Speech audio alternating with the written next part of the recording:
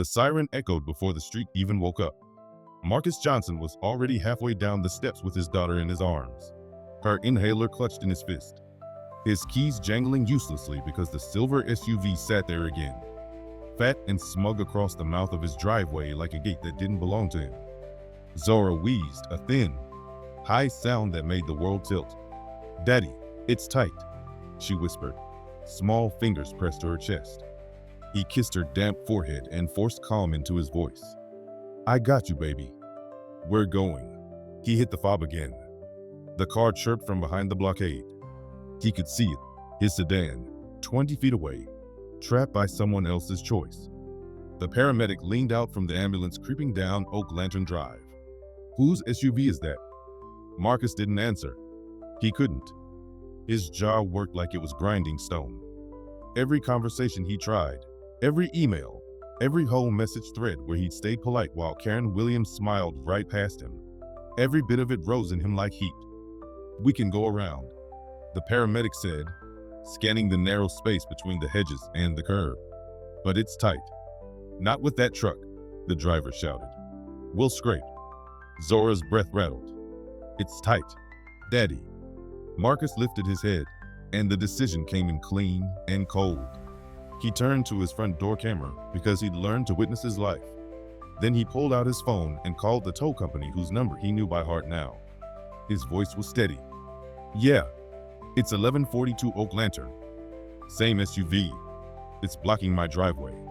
We got an emergency." "On our way," the dispatcher said. 10 minutes. Make it 5, Marcus said and hung up. He moved like purpose. He dragged his trash bins into the street to widen a makeshift corridor. He yanked back the hedge where it had grown wild and snapped a branch with his knee. He waved the ambulance forward, and the driver idled at the angle, waiting for inches to appear that weren't there. The tow truck turned the corner fast enough to rattle the quiet. The driver, a thick-shouldered man with a coffee stain on his shirt, jumped out with a professional kind of mercy. "Blocking a driveway?" he asked.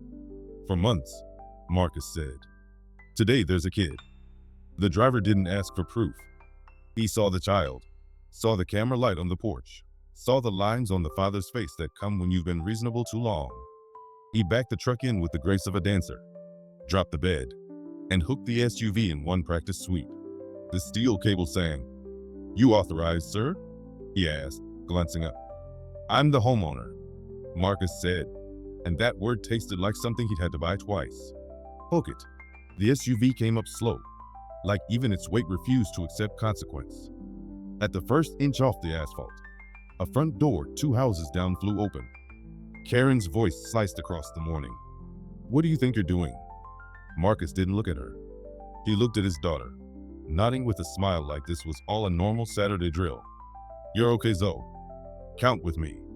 They counted together, the way her doctor taught.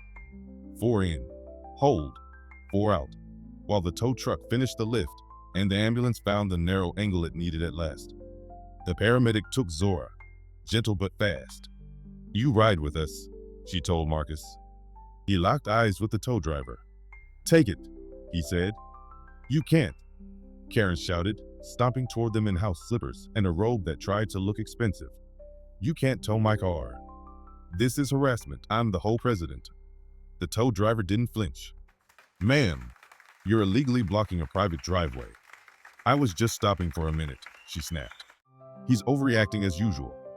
She flicked a glance at Marcus like he was a problem, not a person. Marcus felt the old fire crawl up his ribs. He could have said all the things he had swallowed for months. He could have told her how he'd left for work late so many mornings that his boss started wondering if he was slipping. He could have told her about the time his mother's blood pressure spiked, and the Uber had to pick her up at the corner because they couldn't get the car out. He could have told her about explaining to his 9-year-old why people who live 2 doors down can look at you like furniture. He didn't say any of it. He looked at the paramedic instead. "We good?" "We're good," she said, and the ambulance door swallowed him and his child and the sound of Karen's outrage. The world narrowed to the soft beep of the monitor and the steady hands working the nebulizer. Zora's breath slowed. Her eyes got heavy. "We okay?" she asked, somewhere between fear and trust. "We okay," Marcus said, and meant it in a way he hadn't in months. Later, after the steroid kicked in and the quiet came back, after they told him she'd be fine and to rest her a day, after they drove home past a space that finally looked like a driveway again, Marcus unlocked his front door, and the rewind began without him choosing it. It had started small, the way some storms do. On her second week in the neighborhood, Karen parked across his curb while movers unloaded a mirror big enough to see all your mistakes at once. He'd waved. She nodded. The movers left. Her car stayed. He knocked that first time. Easy smile, hand out. "Hey, welcome. I'm Marcus. Would you mind?" She tilted her head like she needed translation. "Oh, it's just for today." "All good," he said, and meant it. But then it wasn't just for today. It was after grocery runs and nail appointments, and quick walks for latte foam art. At first he asked like neighbors do, soft and friendly, hand tucked in his pocket, so he didn't look like a problem. She started answering like a queen. "It's only an inconvenience if you let it be." He started documenting the days like a man who had seen what it costs when stories go word against word. The Ring camera caught the bumper snug against his curb, then the bumper crawling its way deeper like it owned sunlight. His inbox filled with screenshots, emails to the home manager, replies that sounded like yoga poses. "We appreciate your patience. We will remind all residents to be mindful of shared spaces," while nothing changed. He learned the CC and R's the way some men learn football stats. Section 7.12. No vehicle shall block ingress or egress to any lot. Clear as daylight on a good day. He printed it out and slid it under her doormat with a note. "Hey, just in case you didn't know." He still wrote hey. He still believed. The first real crack came on a Tuesday in April when he missed the morning meeting where his team was rolling out a policy he'd spent 6 months crafting. He texted his manager from the curb while Karen's SUV idled empty, tailpipe sending a gentle lie into the air. She waved when she finally came out. "Oh, Marcus, you should have knocked." He didn't trust his voice then. He let her leave. He backed out slow. He arrived at work to a room full of "I wish you'd been here." He smiled through it. He got coffee he didn't need. He told himself this is what it means to live around people. You flex. But people don't flex you to the point of breaking if they see you as people. The second crack came with a violation notice. His, not hers. A pale yellow paper stuck to his door like gum. Unapproved garden flag. It was a small thing. A canvas rectangle with a watercolor sunflower that Zora picked out. A bright bit of joy that looked like summer on a stick. He took a picture of the notice. He took a picture of Karen's SUV in his driveway the same morning. He sent both to the HOA email with a subject line that didn't scream though it wanted to. He got the same soft reply. He remembered his father's voice then, from a different neighborhood and a different war. "Son, there are folks who only understand no after they hear consequence." Marcus had always believed in building bridges, but bridges are not excuses for trespass. The third crack came the night his mother called from her kitchen 2 neighborhoods over. "Baby, you sound tired," she said. "I'm fine," he lied. "Mum," she hummed, the sound she made when she knew a thing but wouldn't force it. "You remember what your grandfather told your daddy when they bought that shotgun house on Blaine?" He did. "Own something, and you teach the world how to talk to you." He went quiet. He looked at his printed CC and R's again. He looked at the calendar where 3 months of politely written reminders sat like receipts. He breathed in and out. He wrote one more email that wasn't soft. He said he would tow any vehicle blocking ingress or egress without notice per section 7.12. He sent it to the manager and CC'd the board and posted a shortened version to the community forum so folks who needed permission to be brave could borrow a little. The next morning, the SUV returned, heavier somehow with the weight of his line in the sand. He took the photo. He called the number. He watched the cable rise. That's where the story had begun today. That's where it had to change. The text buzzed as he set Zora on the couch with a blanket and Disney murmuring on low. "Unknown number. Expect a formal complaint, Mr. Johnson. You will regret this." He stared at the screen, then at his daughter asleep with her curls splayed like question marks. He typed nothing back. He stood in the quiet living room and let the day settle into him. Somewhere inside the calm, a new thought opened like a door he forgotten he owned. He walked to the hallway, to the locked drawer in the console table, and slid a key in. He didn't take anything out yet. He just looked, and the future looked back. Outside, a car door slammed, voices rose. The doorbell rang 3 times in a row like a dare. Marcus closed the drawer and started toward the front of the house, a steadiness in his spine that felt like the beginning of something. Karen was framed perfectly in the Ring camera's fisheye lens, slippers, robe, hair wrapped in a towel like she just stepped out of a spa she owned. She pressed the bell again, long this time, as if holding it could bend time in her favor. Marcus opened the door just enough for the storm door glass to be between them. "Morning," he said, his voice even. "You've lost your mind," Karen shot back. "You had no right to tow my car." Twice. Marcus leaned one shoulder against the frame. "Once today, once 3 months ago. You forgot the middle part where I asked you, what, 20 times? To stop parking in my driveway." Her eyes narrowed. "This is harassment. I will be filing a formal complaint with the HOA. And just so you know, my cousin is an attorney. You're going to regret messing with me." Marcus didn't blink. "Your cousin a parking attorney?" Her mouth twisted, caught between offense and confusion. "You think you're funny? I think I'm tired," he said, straightening up. "And I think if this was about anyone else, you'd be on their porch right now with an apology plate of cookies." Karen scoffed. "Don't make this about race." "You just did," Marcus replied, his voice quieter now, but sharper for it. She blinked too quickly, searching for control. "I'm the whole president, Marcus. I can make your life here very uncomfortable." "You've been trying for months," he said. "How's that working out for you?" Her jaw flexed, but she turned on her heel and stomped down the steps. The robe swished like it was trying to keep up with her. Marcus shut the door before she reached the sidewalk, the latch clicking into place like a full stop. He walked back to the living room, past Zara dozing with her blanket pulled up to her chin, and into the kitchen. He poured coffee that had gone lukewarm and took a sip anyway. His phone buzzed on the counter. This time, it wasn't an unknown number. It was the home manager, Mr. Lee. The message was short. "We need to discuss this matter. Call me ASAP." Marcus stared at the screen, thumb hovering. Lee had always been polite, but polite could still be useless. He called anyway. "Marcus," Lee said as soon as the line picked up, his tone the corporate kind of calm. "I've received a complaint from Mrs. Williams regarding an incident this morning." "Let me guess," Marcus said. "She left out the part where she blocked my driveway for the 10th time this month." "I'm aware there's been ongoing tension," Lee said carefully, "but we have to follow protocol.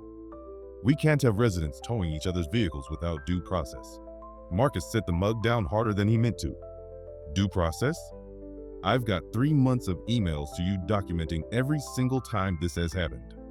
Photos, dates, times. You sent me the same form letter response every time. The CC&Rs are clear. Lee, Section 7.12. No blocking ingress or egress. It doesn't say I need your permission to protect my property." Lee hesitated. "I understand your frustration." "No," Marcus cut in. "You don't. Because if my name was Tom or David, you'd have been at her door the first week telling her to knock it off. But since it's me, you've let her keep doing it. And now you're calling me like I'm the problem." There was a silence long enough to confirm Marcus had hit the mark. "Look," Lee said finally, "can we meet this week and try to resolve this?" "I'm busy this week," Marcus said. "But here's what's going to happen. If she parks in my driveway again, I'll tow it again. If you've got a problem with that, you can put it in writing. Then I'll have my attorney look at it." "Your attorney?" Lee asked, the first crack in his composure. Marcus smiled to himself. "Yeah, you might know his name." Before Lee could respond, Marcus ended the call that night. After Zara was tucked in and the house was quiet, Marcus pulled the locked drawer open again. Inside was a slim black folder with a gold DOJ seal on the front. He hadn't opened it in a long time. The pages inside still smelled faintly like the manila envelope they'd come in. Offer letters, clearance documents, the whole trail of paper that said, This man is not just a homeowner on Oak Lantern Drive. This man is a federal investigator with the Department of Justice. Marcus hadn't told anyone in the neighborhood about his job. He liked it that way.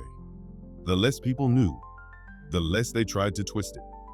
But Karen was inching her way into territory where it might matter. He closed the folder, slid it back, and locked the drawer. Not yet, he thought, but soon. 2 days later, he caught her again. This time it wasn't morning, and it wasn't subtle. She parked halfway into his driveway, talking on her phone in the driver's seat, engine running. Marcus stepped outside, hands in his pockets. She rolled the window down just enough to talk. Need something? You already know what I need, Marcus said. She smirked. It's just for a minute. My friend's dropping something off. That minute is over, Marcus replied. Karen shrugged and looked back at her phone. You're not towing me this time. Marcus smiled, slow. We'll see. He walked back inside, picked up his phone, and dialed the towing company. Yeah, it's me again. Same address. Same SUV. She's still in it? Doesn't matter. You can tow a vehicle if it's blocking ingress, occupied or not. 15 minutes later, the tow truck pulled up. The driver, same guy as before, hopped out. Deja vu. Karen jumped out of the SUV, her voice sharp enough to draw a couple of neighbors out to their porches. This is harassment. You can't tow my car while I'm in it. The driver shrugged. Ma'am, the law says otherwise. She spun toward Marcus. You are going to pay for this. I will ruin you. Marcus stepped forward, his voice low enough for only her to hear. Karen, you have no idea who you're dealing with. For the first time since she'd moved in, her smirk faltered. The hook was set. Karen didn't say anything at first. She just stood there on the curb as the tow truck driver hooked her SUV, her robe flapping slightly in the late afternoon breeze. The handful of neighbors who drifted out to watch were pretending to check their mailboxes or sweep their porches, but their eyes never left the scene. When the front tires lifted off the ground, Karen snapped out of it. You think you're some kind of hero, Marcus? She said, her voice pitched high enough to carry down the block. You're just a petty little man with nothing better to do. Marcus didn't bite. He kept his tone calm. I think I'm a man who likes his driveway clear. That's all. Oh, you'll get your driveway clear, she shot back. You'll also get an HOA hearing, and a fine so big you'll wish you moved out of here before you even unpacked your boxes. Marcus let a slow smile touch his lips. If you think I'm worried about an HOA fine, you really don't know me. The driver secured the straps, gave Marcus a quick nod, and climbed into his truck. Karen watched as her SUV disappeared down the street again, the rumble of the diesel engine fading into the distance. She turned on her heel and marched toward her house without another word. But Marcus knew better. Silence from Karen meant she was plotting. That night, he couldn't sleep. Not because he was worried. He'd stopped wasting energy on that. But because his instincts told him the game was shifting. Karen wasn't the type to lick her wounds and back off. No, she'd come back swinging, and he needed to be ready. He got out of bed, careful not to wake Zora, and went to his office. The glow of his laptop lit the room as he pulled up the whole bylaws again, scanning them for anything she could try to use against him. He knew them by heart now, but he was looking for the fine print, the loopholes, the little traps that HOA boards love to spring. Halfway through, his phone buzzed. It was an email from Lee, timestamped 11:42 p.m. Marcus, due to repeated conflicts between yourself and Mrs. Williams, the board will be holding a special hearing to address potential violations on your part. Attendance is mandatory. Marcus leaned back in his chair, exhaling through his nose.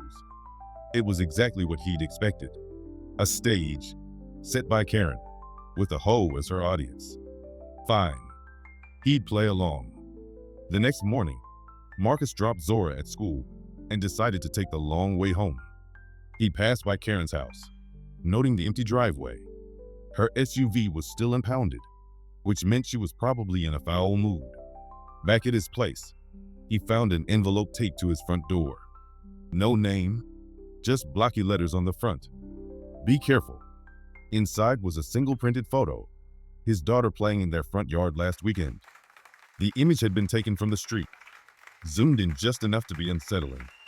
Marcus stared at it for a long moment, his pulse slowing instead of quickening. It wasn't fear he felt, it was clarity. Whoever left this wanted him rattled, off balance. But Marcus had seen intimidation tactics before, in places far rougher than Oak Lantern Drive. He slid the photo into the black DOJ folder and locked it away. By Thursday, the whole hearing was all anyone in the neighborhood could talk about. Marcus could hear snippets of conversation when he walked down the street. People wondering if he'd finally pushed Karen too far, or if the new guy was about to be forced out. The meeting was set for Saturday morning in the community clubhouse. Marcus arrived 15 minutes early, wearing a navy suit that made him look more like a lawyer than a defendant. The room was already half full. Board members at a long table, neighbors in folding chairs, Karen front and center with her arms crossed. Lee cleared his throat. We're here to address repeated disputes regarding parking violations and the towing of a resident's vehicle without board approval. Karen leaned forward, her voice dripping with false civility. If I may, Mr. Lee, I'd like to start by saying this is not about me personally. This is about a pattern of aggressive and hostile behavior from Mr. Johnson that is making this neighborhood an unpleasant place to live. A few people nodded. Others looked uncomfortable. Marcus let her finish, then stood. With all due respect, this is about her. I've documented every single incident where her vehicle blocked my driveway. I've submitted that documentation to the board multiple times, with zero action taken. The bylaws clearly state that no vehicle may obstruct ingress or egress to a lot. That's not my opinion. It's section 7.12. Karen's lips curled. And yet, instead of letting the hoe handle it, you took matters into your own hands twice. That's vigilantism, Marcus. That's harassment. He smiled faintly. You know, in my line of work, we have another word for that. We call it enforcing the law when the proper authorities refuse to act. Her eyes narrowed. And what exactly is your line of work? Marcus held her gaze for a long beat, then said simply, let's just say I'm very familiar with rules, regulations, and consequences. Something in his tone made Karen falter. Just for a second. She covered it with a scoff, but Marcus saw it, the crack in her armor. Lee cleared his throat again. We'll review the evidence from both sides and make a decision within a week. Marcus nodded. Take your time. I've got plenty more where that came from. He left the clubhouse without looking back. That night, as he sat on the porch sipping tea, his phone buzzed with a new message. This one from an unknown number. You think you've won? Watch yourself. Marcus smiled into the dark. Karen was predictable, and predictable opponents were the easiest to beat. He didn't know it yet, but by the time this war was over, Karen wouldn't just lose her parking privilege. Marcus walked toward her, his voice calm. I'm targeting you because you're parked in my driveway. Again. You can't just, she began. He held up his own phone, playing back a short montage. Every single time her SUV had blocked his driveway in the last 6 months, date stamped and time stamped. He let the last clip linger, the one from this afternoon. Her tires turned in toward his garage. Karen's face paled for just a second before she recovered. You think this is proof? It's harassment. I'm calling the police. Go ahead, Marcus said evenly. You'll save me a call. The tow truck driver hooked the SUV while Karen paced with her phone pressed to her ear. Minutes later, a patrol car rolled up, lights flashing but no siren. 2 officers stepped out, one older, one younger, and Karen rushed to them like she'd been rescued from a hostage situation. He's been towing my car 3 times. He's. The older officer held up a hand. Ma'am, is this your driveway? Karen hesitated. Well, no, but then he has the right to have it towed if it's blocking access. Karen's mouth opened, closed. Even if I'm the whole president? The younger officer glanced at Marcus. That doesn't change the law, ma'am. Karen turned red. This is outrageous. The officers kept their tone neutral, but Marcus could see it. They weren't buying her act. The older one nodded toward Marcus. Sir, you're within your rights here. If this keeps happening, you might want to file for a no trespass order. I'll think about it, Marcus said, shaking the man's hand. As the tow truck rumbled away, Karen glared at him over her shoulder. "You're going to regret this," she hissed. Marcus met her eyes without blinking. "You've been saying that for months. When does it start?" She spun away, slamming her front door so hard the sound echoed down the street. That night, after Zora was asleep, Marcus sat at his desk and opened the DOJ folder again. He placed the two photos, the one of his daughter and the one of his house, inside, along with the video clips. He opened his laptop and started typing, the words flowing with quiet precision. A report, addressed not to the HOA, not to the local police, but to a federal contact who owed him a favor. He included every detail, every date, every bit of behavior that pointed to harassment and possible stalking. By the time he finished, the email was sitting in his drafts, ready to send. He leaned back, looking at the locked drawer. The thought that had been lingering for days was no longer just a thought, it was a plan. Karen wanted to turn this into a war. She had no idea she'd picked the wrong enemy. By Monday morning, Marcus was done reacting. Karen had been setting the pace for months, and he'd let her. That ended now. He sent the email. It wasn't dramatic. It was a calm, concise summary of the last 6 months, supported by time-stamped video evidence, HOA correspondence, and the 2 anonymous photos. The recipient was Special Agent Valerie Chen, a friend, and more importantly, someone with the clearance to open doors that even the police couldn't. He ended it with one line. "This isn't about parking. It's about harassment, escalation, and potential stalking. I want eyes on her background." He hit send. By the time he was pouring his second cup of coffee, Valerie called. "You always bring me the interesting ones," she said. "No hello." Marcus smiled faintly. "So she's on the radar? Let's just say Karen Williams has been busy. Bankruptcy in another state under her maiden name, 2 civil lawsuits she settled quietly, and a tax lien that somehow disappeared without record of payment. That's just surface level. I can dig deeper. But, you planning on making this official?" Marcus looked toward the living room, where Zora was sitting cross-legged, sketching in her notebook. "If she keeps coming after me, yes. For now, I just want her to know she's not untouchable." Valerie's voice sharpened. "Be careful how you play that. People like her, they double down before they fold." "That's fine," Marcus said. "I've got time." He started small. The next time Karen's SUV showed up in front of his house, not blocking the driveway this time, just parked across the street, Marcus walked out with his phone in hand. He leaned casually on his mailbox, scrolling, but angled the camera just enough for her to see the lens pointed at her plates. Her blinds twitched. Marcus smiled and went back inside. 2 days later, the HOA board posted the official hearing decision. No violation committed by Mr. Johnson. Mrs. Williams reminded to comply with community parking guidelines. It was mild, almost toothless, but in HOA speak, it was a slap on the wrist with witnesses. Karen's response was almost immediate, an all-caps email to the community mailing list about selective enforcement and toxic behavior. Marcus didn't respond. Instead, he quietly forwarded it to Valerie. That Friday, Marcus picked Zora up from school, and as they turned into Oak Lantern Drive, a police cruiser was parked in Karen's driveway. She was standing outside, talking to an officer, her arms waving in animated frustration. When Marcus drove past, she stopped mid-sentence to glare at him, lips curling into a smile that didn't reach her eyes. Zora glanced up from her tablet. "Daddy, why is the police at her house?" Marcus kept his tone light. "Sometimes people who make trouble end up with trouble of their own."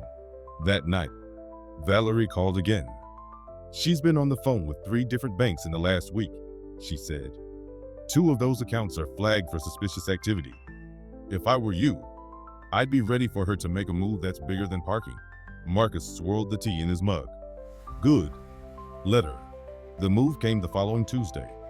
Marcus stepped outside in the morning to find his mailbox hanging open, the contents scattered across the lawn. Bills, ads, and a letter from Zora's school fluttered against the grass. He crouched, collected them, and checked the mailbox door. No pry marks. Whoever had done it had a key. He looked straight at his front door camera. because he wanted the footage to show his face calm and collected. Then he pulled out his phone and dialed a number he hadn't called in years. "Johnson," the voice on the other end said, clipped and formal. "Need a favor," Marcus replied. "Possible tampering with federal property. I've got video, and I've got a name. Send it over. We'll handle it." Marcus sent the footage. Karen's distinctive robe sleeve brushing the camera frame as she reached into his mailbox at 6:14 a.m.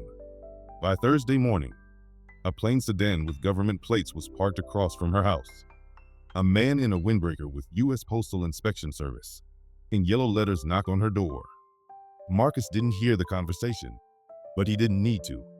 When the inspector left, Karen stood in her doorway for a long time, arms crossed, staring at Marcus's house. That night, Marcus sat at his desk, pulling together a timeline, not just of the parking incidents, but every escalation since. The mailbox tampering, the anonymous photos, the intimidation in public. This wasn't about an whole squabble anymore. It was a pattern of targeted harassment, and the deeper Valerie dug, the more it looked like Karen wasn't acting alone. When Marcus finally closed his laptop, the house was silent. He walked to the window and looked out at the street. The SUV was gone. The space in front of his driveway was empty. But Marcus knew better than to think this was over. People like Karen didn't quit when they lost. They quit when they were exposed. And he was just about ready to do exactly that.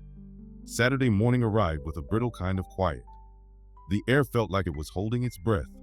Marcus was in the kitchen making pancakes when Zora patted in, rubbing her eyes. "Daddy, there's people outside," she said, climbing into her usual chair. Marcus glanced through the blinds. A small crowd was gathering in front of his driveway. Neighbors clustered together, some in workout gear, some with coffee mugs in hand. And in the middle of it all stood Karen, holding a stack of papers like she was about to announce new zoning laws. He sighed. "Stay inside, Zoe," he said, flipping the stove knob off. When he stepped out, the chatter died down. Karen's smile was practiced and sharp. "Good morning, neighbors," she began loudly. "I called you here today because I believe we deserve to know the truth about certain individuals living among us. People who pretend to be upstanding, but in reality," she held up a paper dramatically, "are hiding serious misconduct." She waved the page like a trophy. "This is an official notice from the HOA board, outlining multiple complaints against Mr. Marcus Johnson for harassment, intimidation, and misuse of community resources." Marcus folded his arms. "Funny, I don't remember signing anything like that." "You wouldn't," Karen said, lips curling. "You've been too busy targeting me, calling in your little towing buddies, and wasting everyone's time. But now," she stepped forward, lowering her voice to something she thought was threatening, "now everyone's going to see who you really are." Marcus didn't move. "Go ahead, show them." She smiled wider and handed the paper to Lee, who stood awkwardly at the edge of the crowd. "Read it," she urged. Lee glanced at the page, frowned, then looked back at her. "Karen, this isn't from the board. This has my name misspelled, and the letterhead is wrong." The murmurs started immediately. Karen's smile faltered. It's a draft. It's a forgery," Marcus said evenly. "Which, in case you're wondering, is a crime." Her face flushed deep red. "Don't you dare accuse me." Marcus stepped forward, his voice still calm, but carrying enough steel to cut through the morning air. "Karen, I've let you run your little games for months. I've stayed quiet. But you crossed the line the moment you tried to put something fake in front of my neighbors and call it truth." She scoffed, trying to regain ground. "And what are you going to do about it? Call your friends at the tow yard again?" Marcus let the pause hang just long enough before he said, "No, I'll call my office." Karen laughed. "Your office? You work from home." Marcus reached into his back pocket, pulled out a worn leather ID wallet, and flipped it open. The gold badge caught the sunlight, and the words were unmistakable. United States Department of Justice, Federal Investigator. The crowd went dead silent. Karen blinked. "You're what?" "Federal Investigator," Marcus repeated. "Which means I know exactly how to document harassment, falsification of documents, and intimidation." and I know exactly how to hand that evidence to the right people. Lee's eyes widened. Several neighbors exchanged glances. Someone in the back actually muttered, "Well, that explains a lot." Karen's mouth opened, closed, then opened again. You've been threatening me this whole time?" Marcus shook his head. "I've been warning you, there's a difference." He turned to the neighbors. "I moved here for peace. For my daughter. I followed the rules. I went through I documented everything. And for 6 months, I was ignored while one person decided the rules didn't apply to her. No one spoke. Even the usual gossipers were watching him like they just realized they'd been reading the wrong story the whole time." Marcus took a step closer to Karen, lowering his voice so only she could hear. "You wanted to expose me? Congratulations. Now you're the one who's exposed." He straightened, addressing the group. "This ends today. My driveway stays clear. My mailbox stays untouched. And if it doesn't," he looked back at Karen, his gaze steady, "then the next time we talk will be in a federal building." Karen's eyes darted around, searching for an ally. She found none. One by one, the neighbors began drifting away, murmuring to each other. Lee stayed behind just long enough to give Marcus a short nod before following. Karen stood frozen for a moment longer before stomping back to her house, slamming the door hard enough to make the front window rattle. Later that evening, Valerie called again. "So, I hear you went public." Marcus chuckled. "Word travels fast. You made your point," she said. "But be ready, cornered people can be unpredictable." "I've been ready," Marcus said. "But now she knows I'm not playing."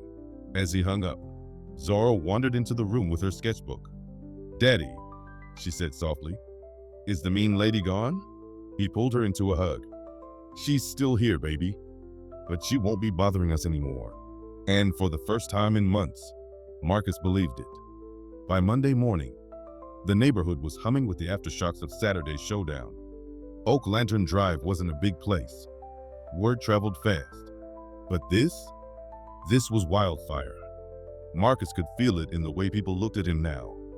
Not with suspicion, like they had when Karen's gossip was the loudest voice in the room, but with something closer to respect. Neighbors who hadn't spoken to him in months were suddenly nodding as he passed. A couple even stopping to check in with thinly veiled curiosity. Karen, on the other hand, was nowhere to be seen. Her SUV was parked in her own driveway for once, and her blinds stayed closed. It didn't last. On Wednesday, Marcus was pulling into his driveway when Lee called. "She's trying to call an emergency board meeting," he said without preamble, "says she wants to review the conduct of federal employees who reside in the neighborhood." Marcus almost laughed. "Sounds like she's still mad her fake letter didn't land." "It's more than that," Lee said. "She's throwing around words like abuse of power. She's desperate. But here's the thing. 2 board members are done with her.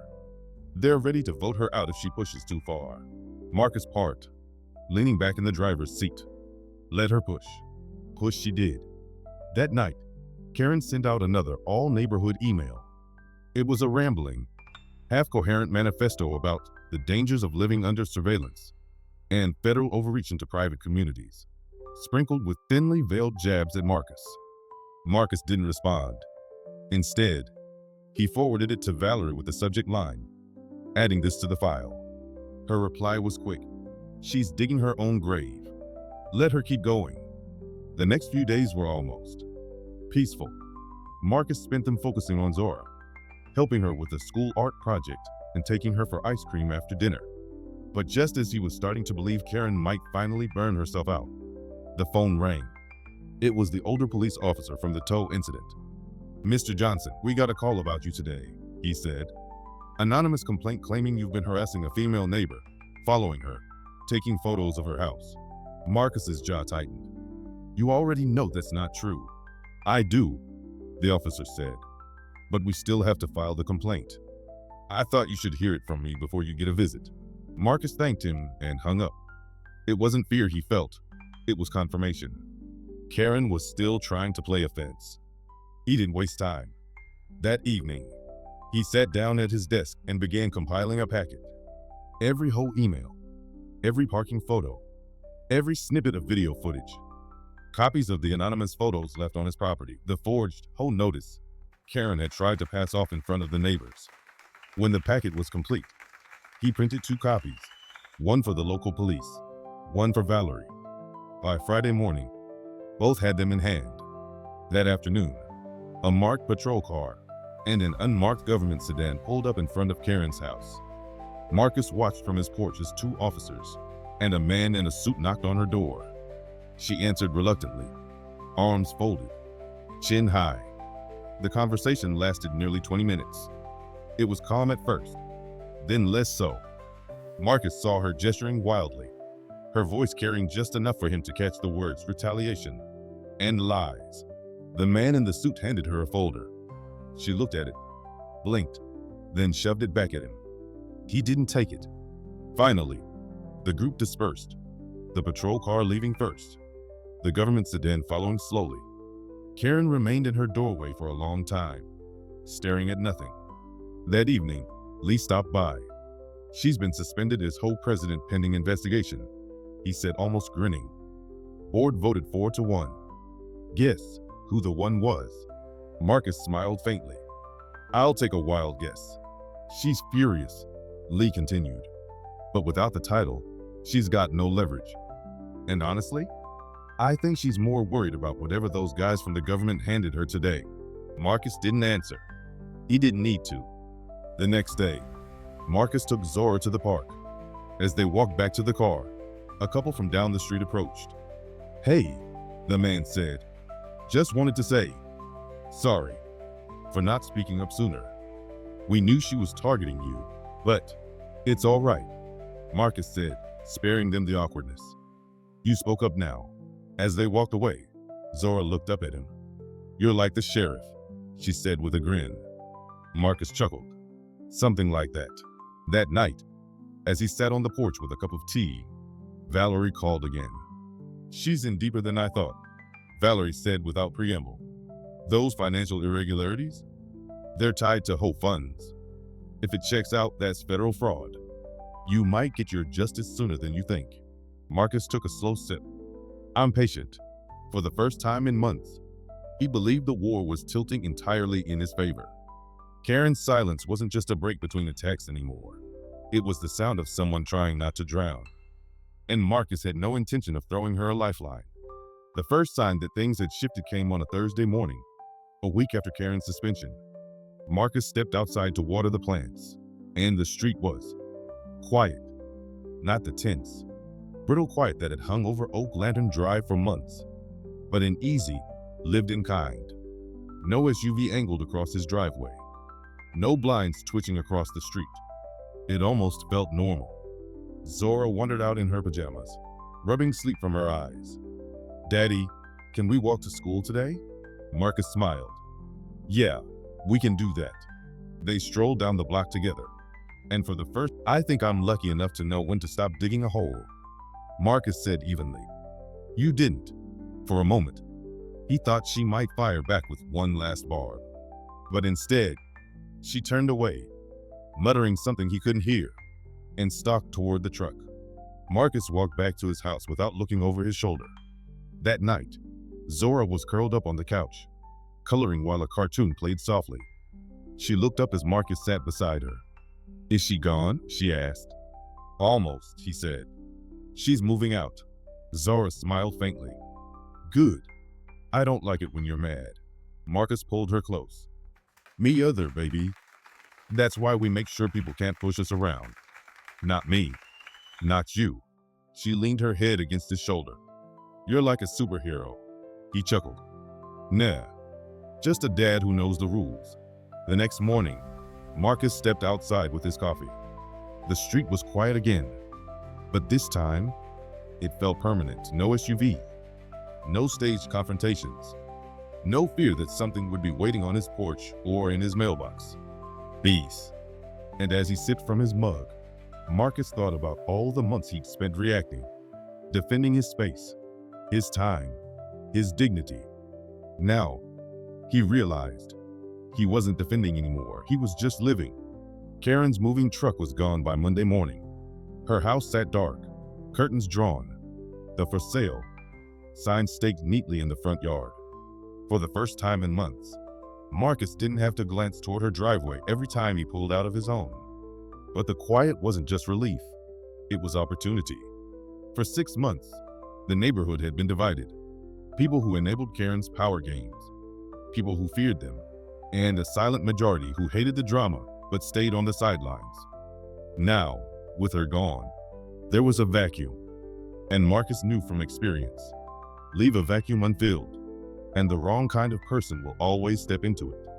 That evening, Marcus sat at his kitchen table, a yellow legal pad in front of him. Zora was at the counter, working on her homework. "What are you writing?" she asked without looking up. "An idea," Marcus said, "about how this street could work better." "Better than no mean lady?" she teased. Marcus smiled. "Better than no mean lady. Better than pretending problems don't exist." The next weekend, Marcus asked Lee to help him organize a community night at the clubhouse. No agenda, no speeches, just neighbors, food, and a reason to actually see each other without the shadow of whole politics hanging over them. At first, turnout was slow. A couple of families came for the free pizza, but the crowd was mostly polite chatter and awkward silences. Marcus didn't push. He knew trust wasn't built in one evening. Then someone, an older woman from 3 streets over, asked about the new HOA leadership. "Is it going to be more of the same?" she said, half under her breath. Marcus looked around the room. "Only if we let it be. But if we want something different, more fair, more transparent, we've got to make it happen ourselves." A few heads nodded. A man near the back said, "Easier said than done." "Not really," Marcus replied. "It's just about knowing the rules and holding people accountable to them. And that doesn't take a title. It just takes showing up." That conversation snowballed.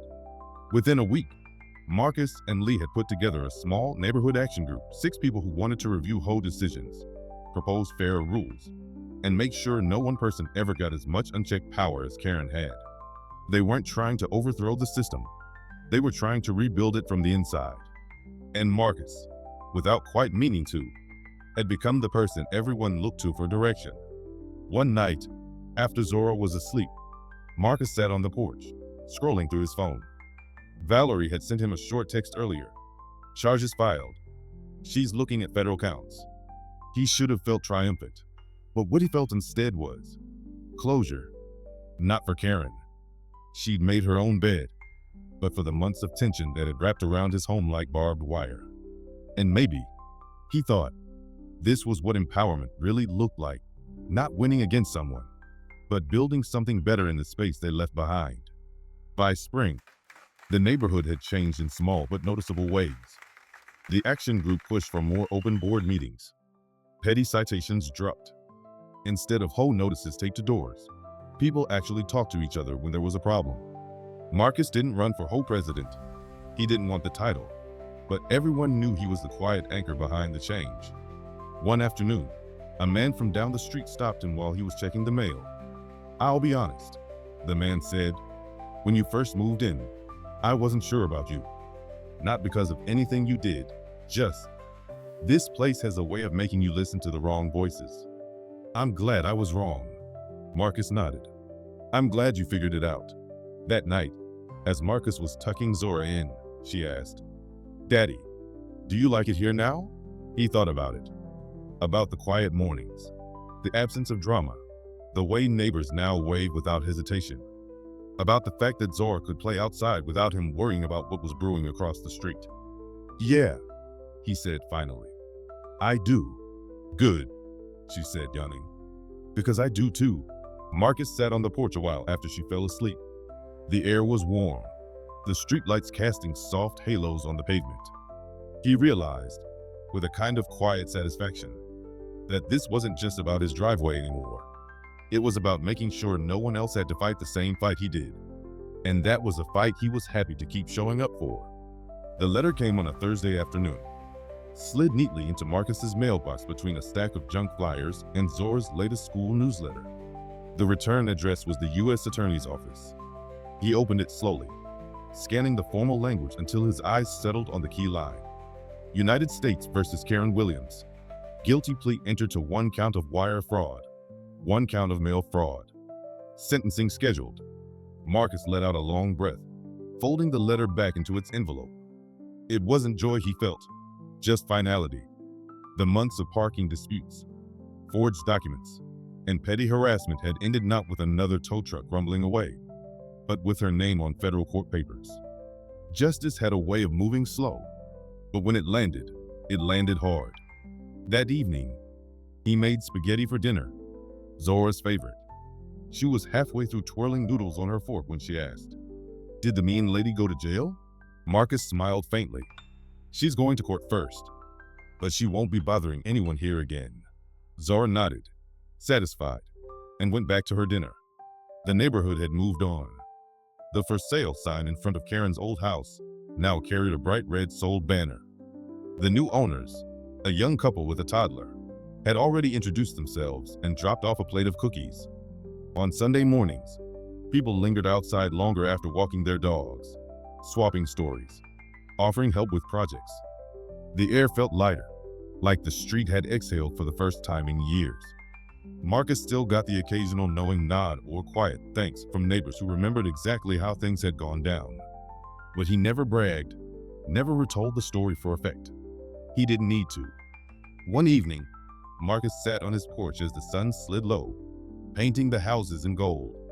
He sipped his tea and listened to the neighborhood, kids riding bikes, someone mowing their lawn, the faint murmur of conversation drifting from 2 doors down. Valerie called that night. "Thought you'd like to know," she said.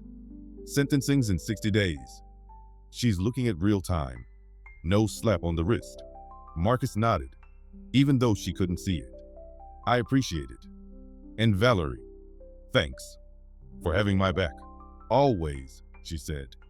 "Though something tells me you didn't really need me." Marcus chuckled. "Maybe not, but it's nice to know I wasn't fighting alone." After he hung up, Marcus stepped inside and checked on Zora. She was sprawled across her bed, a book open on her chest, breathing slow and even. He pulled the blanket up to her shoulders and turned off the light. In the hallway, he paused by the locked drawer where the DOJ folder still sat. It had been the ace up his sleeve for months, the silent reminder of who he really was beneath the polite neighbor. He thought about putting it away for good. Maybe one day he would. The next morning, Marcus walked Zora to school. As they reached the corner, one of the older neighbors waved from her porch. "Morning, Marcus." "Morning, Zora." "Morning," Zora called back. Marcus realized then that they weren't just greeting him as the guy who lived at 1142 Oak Lantern. They were greeting him as part of the fabric of the place. Someone who belonged, not because he fought for it, but because he'd earned it. Later that day, he sat at his kitchen table with a fresh yellow legal pad. This time, the page wasn't for notes on disputes or evidence for a case. It was for ideas, ways to keep the peace in the neighborhood without waiting for trouble to knock on his door. It was a simple truth he'd learned the hard way. Power only tilts against you if you let it. Stand your ground, document the truth, and sooner or later, the game changes.